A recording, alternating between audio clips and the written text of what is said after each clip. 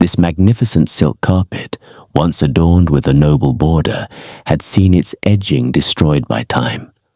Frayed threads, worn fibers, and vanished strength, leaving the masterpiece vulnerable.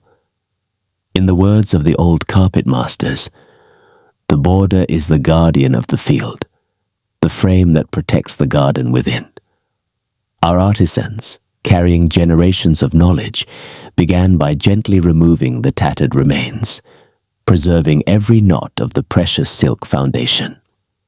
With care, they selected new silk threads, matching shade for shade, luster for luster, so that the restoration would not only repair, but also honor the carpet's original soul.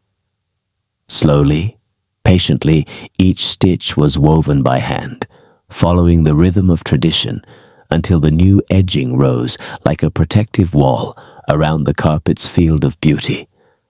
As carpet books remind us, to renew the border is to give the carpet a second life. And here it is, restored, preserved, and strengthened, a silk treasure prepared to endure for generations. Royal Carpet Restorations, where heritage meets perfection.